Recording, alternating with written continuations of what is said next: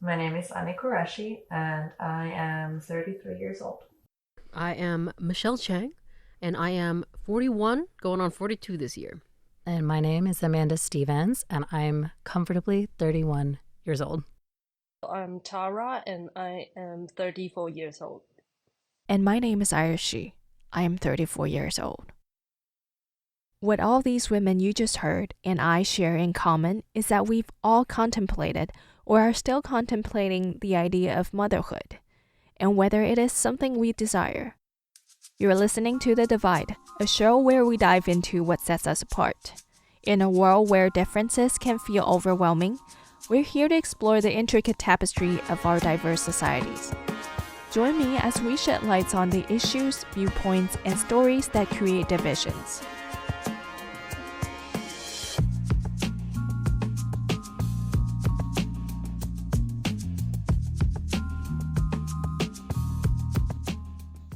Anni, who wanted children and is now the proud mother of a delightful 2-year-old girl. But you don't just become a parent overnight.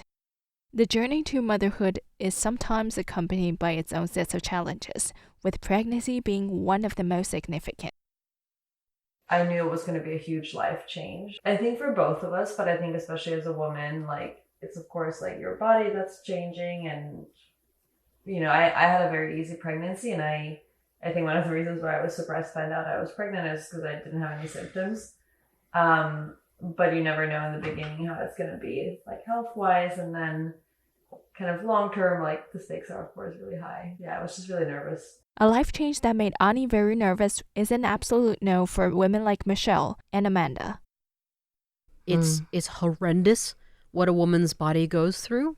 Some people would use different adjectives, but I'm going to say horrendous because it is, open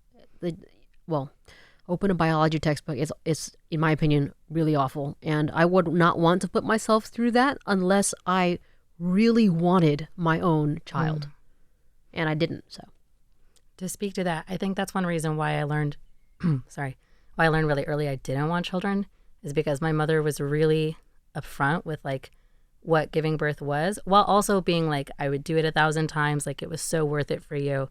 But I never had any kind of veil of it's just a wonderful experience. And then I was also old enough to see my mother, who had my youngest sister a little late in her life, experience complications from that pregnancy. And so in my mind, I've always had this very clear image of while it gives you something wonderful that you would want, it's not easy. And I think that's something that a lot of people are not told as honestly as they should be. Not that it would necessarily change everyone's mind, but I think a lot of women are underinformed about everything that giving birth and being pregnant can entail. And some of it, I would say, is not a little bit. I think some of it is on purpose. I think some of it is just cultural norms as what we see as acceptable to talk about and not acceptable to talk about. Here's Tara talking about how she feels about pregnancy. Anxious as well. It's more like 容貌焦虑. It's more in Taiwan, it's also not a very female friendly. Being pregnant, I'm afraid that I will lose my body figure. I won't be the same as I was if I got pregnant, of course. So that will be the main reason why I'm anxious. Yeah. According to a research done by Forbes, in around 8% of pregnancies, complications occur that could result in harms to the mother or baby if they're not treated. The report says being diagnosed with a pregnancy complication or simply worrying that you may experience health problems during pregnancy can lead to a lot of anxiety and fear. In Taiwan in 2022, 18 women died during pregnancy or childbirth, setting the maternal mortality rate at 14 per 100,000 mothers, while 14 per 100,000 women is significantly lower than the world average of 224. Yes, 224 maternal deaths per 100,000 live births. The number is incredible. While surrogacy may soon become an option for Taiwanese, as the Health Ministry is set to introduce draft amendments to the Assisted Reproduction Act, expanding access to assisted reproduction and legalizing surrogacy. The Health Promotion Administration is holding a hearing on surrogacy on Tuesday. At least 10 women's, LGBTQ+, and religious groups are invited to provide opinions on ethical and legal issues surrounding surrogacy. The Health Ministry has moved the amendments to the Assisted Reproduction Act forward in the legislature as a priority and is expected to hold at least 2 hearings on the subject. The ministry has also invited relevant government agencies, legal experts, legislators, and children's rights experts to provide consultation.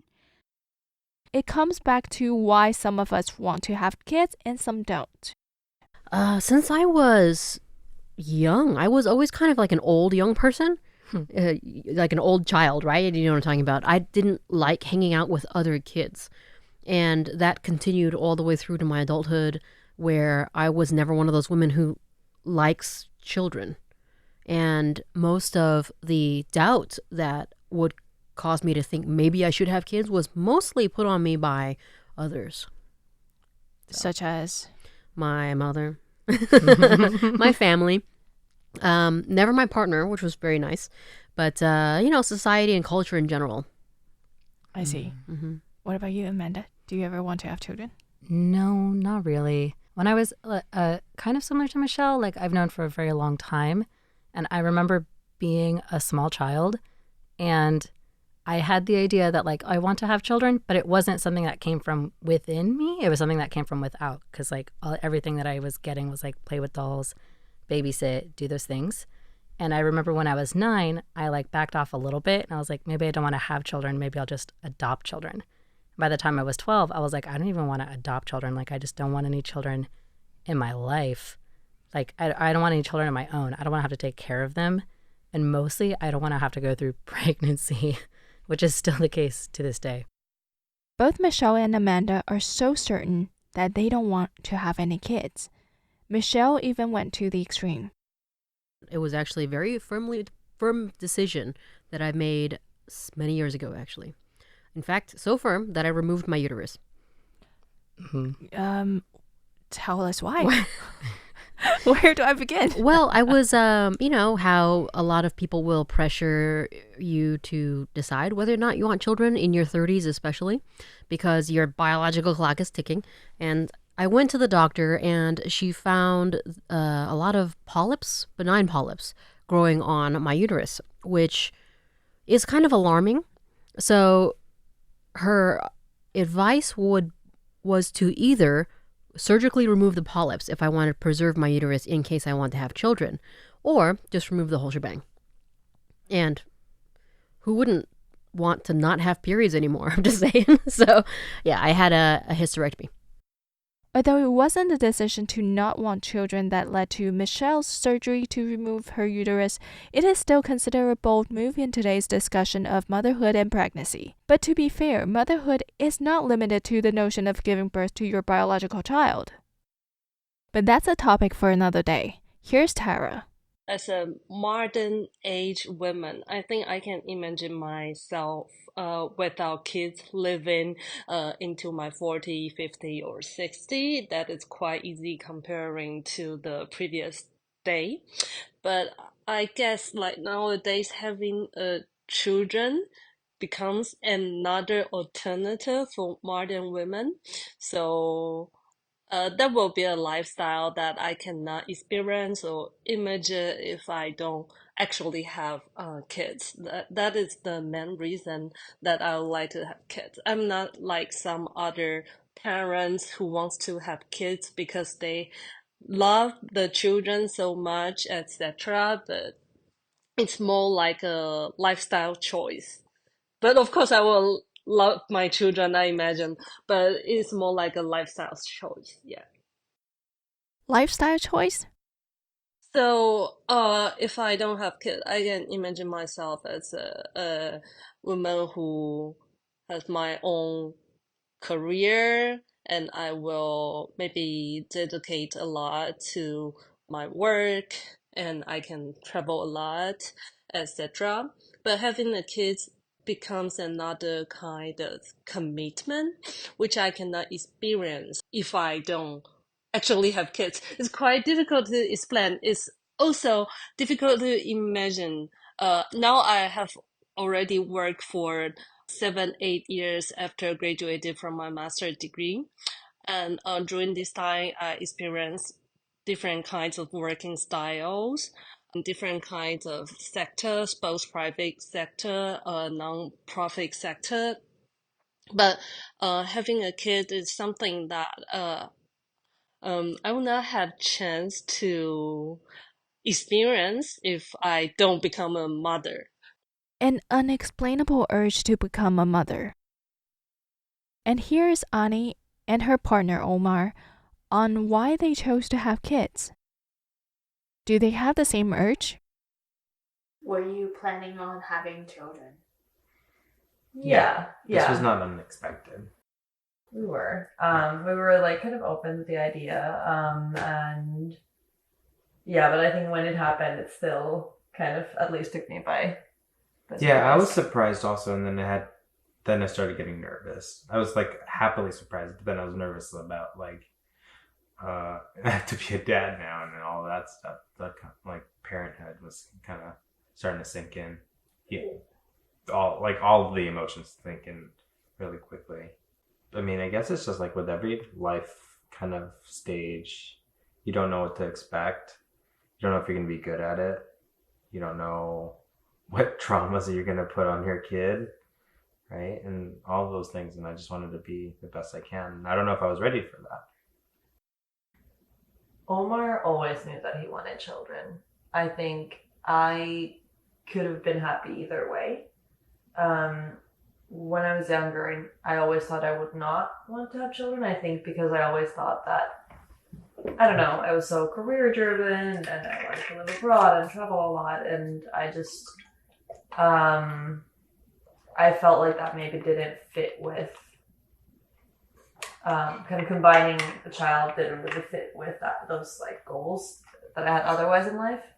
But Omar always knew that he wanted kids. And I think when I got older, I kind of got to the point where I thought like, I saw a lot of friends of mine have kids and I thought like, oh, that looks like a nice life. I started thinking about kind of less my life now, but more like my life in 20 years. And it felt like it was harder to imagine my life without a kid than with a kid, if that makes sense.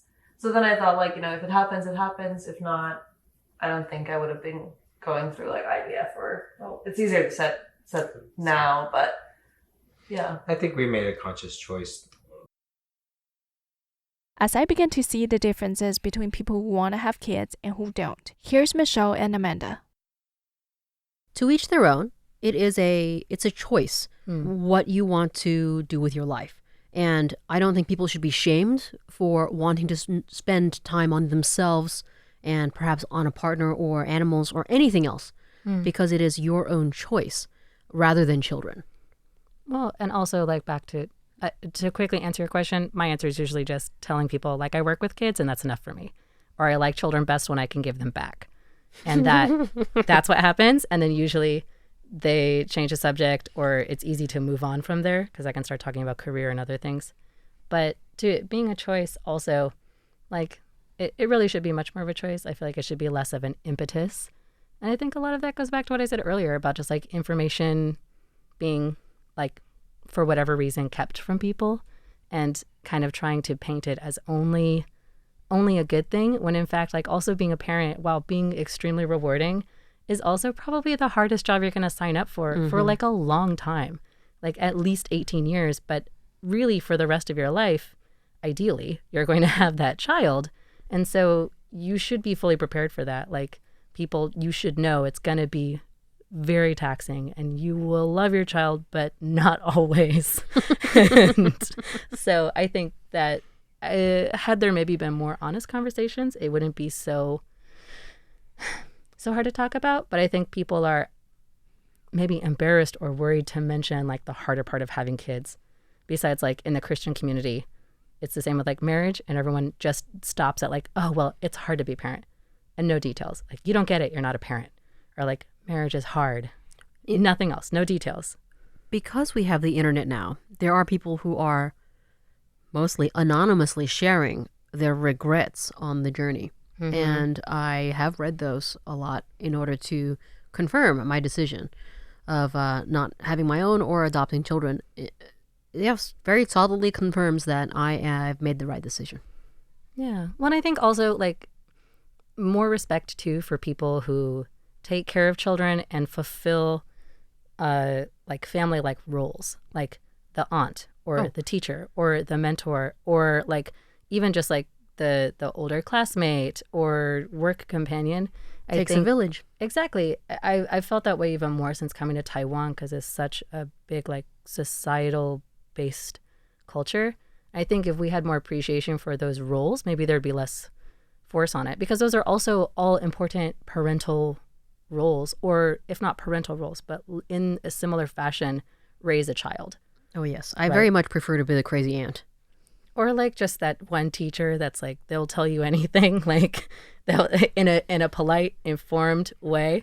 You can ask them about anything. Because I had those teachers, I had those figures, and they were really important to me. And that's where I'm comfortable being for other kids. I don't want to have to sacrifice my body or my health for that. And I don't want to, frankly, give up my finances for that. I huge respect to people who do it, but like it's a really, really big commitment.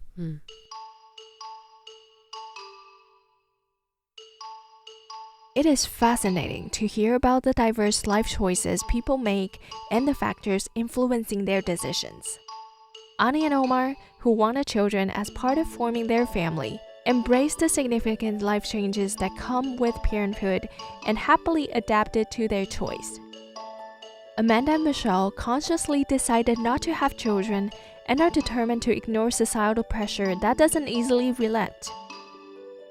And then there's Tara, who hopes to find fulfillment through motherhood.